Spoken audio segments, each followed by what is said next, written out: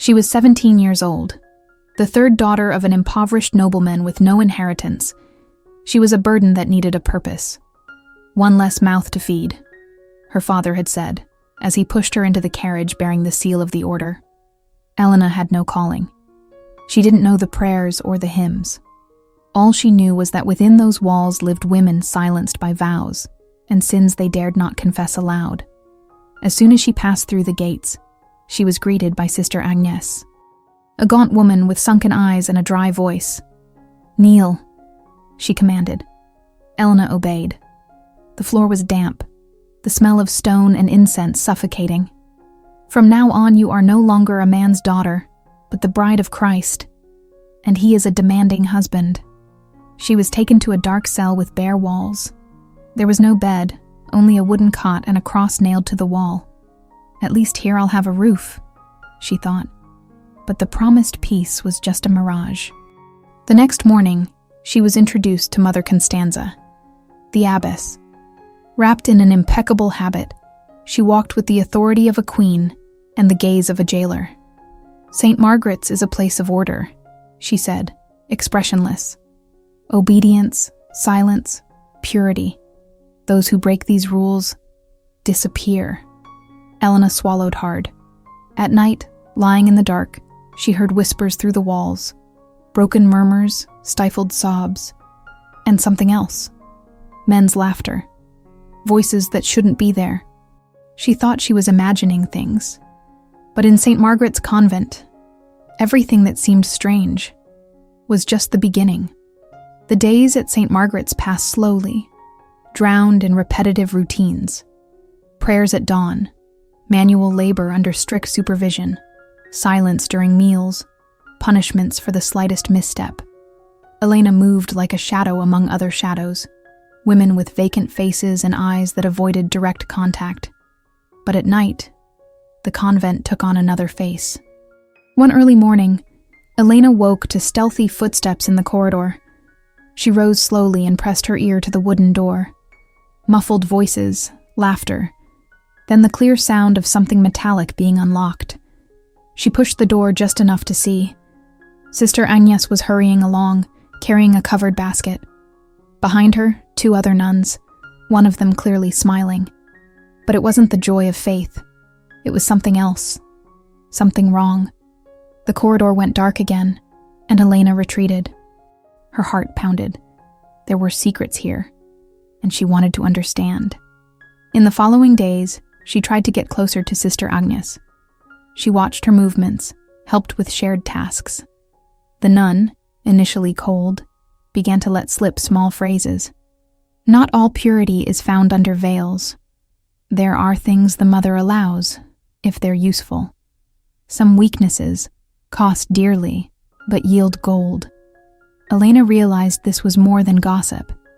It was a veiled invitation, and refusing it could be dangerous. One gray afternoon, she was taken to the storeroom at the back of the convent, where Sister Agnes kept herbs, wines, and suspiciously valuable objects. "You need to keep quiet, Elena," she said with a firm gaze. "Not everything holy lives on prayer." There, she saw items that didn't belong to nuns. Men's boots, coins hidden under sacks of wheat, blood-stained peasant clothes. A chill ran down her spine. "Do men come here?" she asked. The answer was a cynical smile. "They do, and they pay well."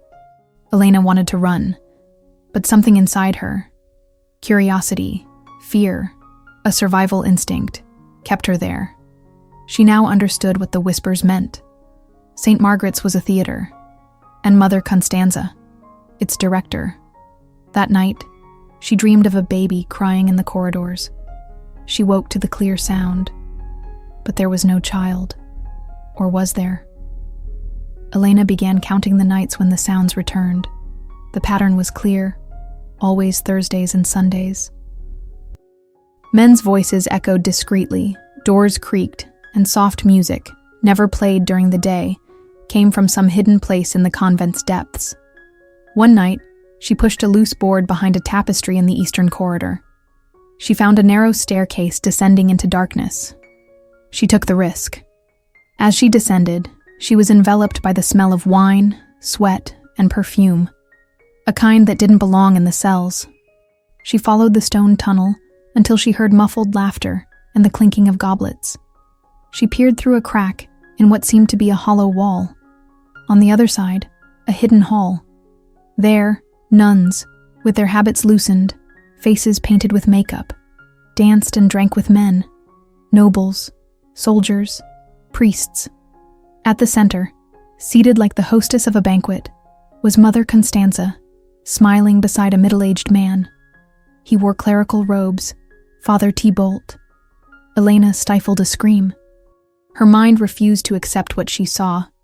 The abbess's sanctity was a farce. One of the nuns approached the priest, knelt, and began to please him in ways that were far from holy, focusing all her attention on his body, as if she were polishing and cleansing it with her hands and the moist parts of her own body. He whispered something, and she laughed. The candles cast sensual shadows on the walls. Elena backed away slowly and fled through the tunnel. Back in her cell, she lay awake for hours, unable to sleep. She was beginning to understand what kept St. Margaret's enduring through time and church reforms: secrets, corruption, and a silent market of bodies and desires. The next morning, Sister Agnes handed her a small book.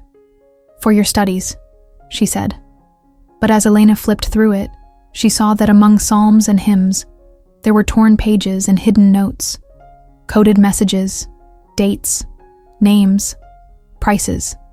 It was a ledger, a disguised diary. But why would Agnes trust her with it? The answer came that night when the nun returned to her cell. "Now you know. What will you do with what you've seen?" Elena didn't answer, but inside, a certainty grew. Either she played the game, or it would crush her. Elena began noticing details she'd previously overlooked. The knowing glances between some nuns during hymns, the small luxury items hidden under their robes, pearl earrings, rings disguised as religious amulets. There was a hidden hierarchy within the convent, a network of silent loyalties. The Daughters of Silence, as Sister Agnes called them, were the nuns who knew the truth and protected it at all costs. They maintained the balance between the sacred and the profane. They made offerings to the facade of faith while feeding the underbelly of corruption. Mother Constanza held absolute control, not just over the nuns, but also over the influential visitors, nobles like Lord Alaric, who paid handsomely to have the gates quietly opened at night. Elena saw him twice, always with a predatory smile and words too sweet to be innocent. One afternoon, a peasant woman was received in the courtyard. Her name was Madalena. Young, with a dirty face and wary eyes, she said she'd come seeking shelter and food. Elena approached to help her, but Sister Agnes intervened too quickly. "She'll stay in the guest house out back," she said. "She's tired from the road." But Madalena never appeared in the dining hall or at masses. Days later, passing near the inner gardens, Elena heard a muffled sound coming from an abandoned chapel, like a stifled moan. She ran to it, but the sound stopped before she could pinpoint its source. That night, she asked Agnes where the young peasant woman was. The nuns stared at her coldly. "Some come and go. It's not our place to ask when or how." But in Elena's heart, the question burned. Do they go or disappear? The secret ledger in the hidden book became clearer. One name appeared frequently: Dom Gregor, an influential cleric from another abbey, accompanied by numbers, like a sinister accounting, and under some women's names, a symbol, a circle crossed with a line, like a mark of fate. Elena could no longer ignore it. Something darker lay behind the visits. It wasn't just about pleasure. It was commerce. And perhaps trafficking. Silence was no longer protection. It was a graveyard where truths were buried with the victims. But how to expose it all and survive? Dawn arrived with the weight of 1,000 stones on Elena's shoulders. There was something in the air, dense, thick, like the silence before a storm. She woke to a note left on her pillow. A simple piece of parchment, folded with surgical precision. In red ink, a single sentence. "Today, You will prove your devotion." Before she could make sense of it, she was yanked from her cell by 2 older nuns. No explanations were given. Her bare feet dragged across the cold stone floor. The path they took was unfamiliar. They descended forbidden stairs to a wing of the convent no one spoke of aloud. Upon entering, she was blindfolded. Her hands were bound with a broken rosary. A strong smell of cheap incense and sweet wine filled the air. Men's voices murmured beyond the thin walls. The day was long, endless. Many men entered and began to take their pleasure, and soon they called more to join the gathering. One of them said, "Now I'll take this tight space." And he did. She felt something entirely new but held firm, and soon she felt something burst, something white spilling onto the floor. At that exact moment, they removed her blindfold and said, "Now do your part." One of them used her mouth for the task, moving back and forth until he filled it. She felt a large quantity of something hot and thick, and so it continued. She didn't know how many times, how many faces. Only that, between one touch and another, a whisper repeated in her ears like a litany. "It's for the good of the order. Everyone goes through this at first. Your sacrifice will be rewarded." No pain was greater than the abandonment of her own soul. When they let her return to her cell, the sun was already dying. Her body trembled, her tunic torn, her hands stained with wine and blood. She didn't cry. Her tears had been torn away along with her innocence. On the wall of her cell, she scratched with her nails a phrase so she'd never forget. "The faith they promised me is the same that crucified me." That night, she learned a bitter truth. St. Margaret's was not a convent. It was a brothel dressed in sanctity, fed by the flesh of women pushed into cloister like sheep marked for slaughter. And that same night, they found Sister Beatrice's body at the bottom of the well. They said she'd gone mad, that she prayed too much, that she screamed alone in her cell. But Elena knew Beatrice had discovered the same thing she had, and couldn't bear it. Or perhaps they gave her no choice. Among the dead nun's belongings, Elena found something chilling. A piece of parchment with the same mark she'd seen in the hidden diary, the crossed circle. And a message. When the flesh bleeds, silence is what prays for us. Once again, Elena was summoned to the abbess's chamber. Constanza seemed calm, holding a goblet of wine and a disguised smile. "Your trial was just the beginning," she said, almost tenderly. "You're strong. You'll be useful." And then, with her fingertips, she parted a tapestry to reveal a secret door. Inside, among candles, cushions, and heavy curtains, rested an empty cradle. "Here, we pray for what is born, and for what must disappear." Elena left in shock, her legs trembling. She didn't know what marked her more, what they'd done to her, or what they were doing to others. Her time to act was running out. She needed to escape, to speak, to reveal, or she'd become another name whispered and forgotten in St. Margaret's corridors. Elena no longer slept.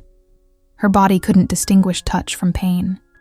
It only remembered, in flashes, hands, laughter, empty promises, and moans covered by hymns. But that night, as the convent sank into the prayers of Compline, Sister Agnès whispered an enigmatic phrase in her ear. "Those who survive, dance." And she led her through darkened corridors to a sealed wing of the cloister, where ancient tapestries hid more than cracks. Elena hesitated, but something drove her, the need to fully understand St. Margaret's hidden world. Behind a rotating bookshelf, they descended a spiral staircase. At the bottom, a double door, heavy, studded with iron, opened. The scene was almost unreal. Amber light from candles, cushions arranged like thrones, stolen wine bottles, sweets, music in pagan tongues, and nuns, not praying but laughing, dancing, drinking. Some with their robes loosened, adorned with jewels hidden under their habits. In the center of the room, a sort of inverted altar, where a nun danced slowly, draped in nearly transparent veils. Around her, men of all ages, local lords, passing soldiers, even young priests, clapped and approached like devotees of a sensual cult. Elena stood frozen. "Welcome to the womb of Eve," Agnes whispered. "Here, faith finds other forms of ecstasy." There were men for every kind of service, wanting the nuns to prove they were fit for the task. It was the name they gave that secret hall, the womb of Eve, where sin was the rule and penance indefinitely postponed. Some nuns, like Sister Dahlia and Sister Mirelle, seemed to savor every second. They approached the visitors with hungry eyes, guiding them to beds hidden by curtains. Laughter, snaps, sighs filled the air. "Some do it for pleasure," Agnes said, with a cold gaze. "Others because they learned that if they resist, they'll be sacrificed. No one here is innocent. Not you, not me." Elena then saw Mother Constanza, reclining like an ancient empress, goblet in hand, with a priest at her feet, kissing her fingers. The abbess's eyes met Elena's and smiled. Not with pleasure, with possession. The young woman's stomach churned. This was it. There weren't just victims here. There were accomplices. A sisterhood that had traded psalms for sighs, faith for power. On the way out, Agnes told her, "Now you know. You're one of us. Or you're an enemy." And then the implicit threat hung in the air. The convent was watching her. Every step, every breath. Elena now understood. There was no escape without a plan, without an alliance, without blood. Back in her cell, she wrote a letter, hidden in the back of a prayer book, addressed to a name she'd heard whispered among dissenting nuns. Father Benoit, a reformer isolated in another abbey, known for denouncing church abuses. She knew sending it was a death sentence, but keeping silent was condemning others to the same cross she bore. In the distance, the laughter from the womb of Eve echoed through the walls, and Elena, covered in her torn cloak, swore that St. Margaret's would fall, even if she went down with it. The following days were filled with contained tension. Elena awaited a response to the hidden letter. Every nun who crossed her path seemed like a spy. Every lit candle, a watching eye. She barely ate, slept little, and prayed, but not for salvation. She prayed for courage. But courage, she realized, is an unstable currency within St. Margaret's walls. On the eve of All Saints' Day, a scream shattered the midnight silence. A cell had been violated. The body of a novice nun, Sister Sophie, was found covered in a blood-soaked sheet, her hands clasped as if in prayer. "Suicide," they said.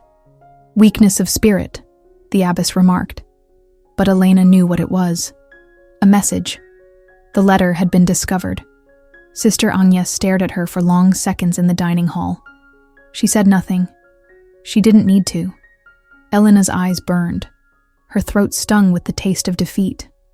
That same night, she descended to the womb of Eve again. She wasn't led. She went of her own accord. The lights were brighter, the laughter louder. Pagan music reverberated through the walls. There were bodies entwined on cushions, nuns lying on men's chests, wine flowing like blood. Elena entered, and no one questioned her. She was already one of them. Sister Mirelle welcomed her with a knowing smile and offered her a dark goblet. Elena drank, then another, and another. In the background, she saw Mother Constanza watching, motionless. Her eyes no longer held judgment, only approval, as if saying, "Finally, you understand."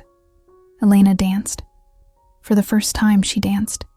She spun under the veils, under the candles, amid the laughter and sins. She asked 3 men to join her, and there began a private party where she undressed of her own will. The first took her from behind, the second from the front, and the third occupied the space around her mouth, so only her muffled cries could be heard. But in truth, at that moment, she was already accepting the situation. And suddenly, in the back and forth of it all, they all erupted at once. She simply received it all, and even shared her own pleasure with much white wine, and everyone laughed heartily. She let hands touch her, voices envelop her. The heat of flesh replaced the cold of faith. That night, Something died inside her, but something new was born. She was no longer a novice, no longer a martyr. She was now a priestess of pleasure, one of the daughters of silence, an heir to the secret. And as the wine dripped from her lips, as bodies united around her, Elena smiled, not out of joy, but out of power. St. Margaret's hadn't swallowed her. She had become St. Margaret's, and she never tried to escape again.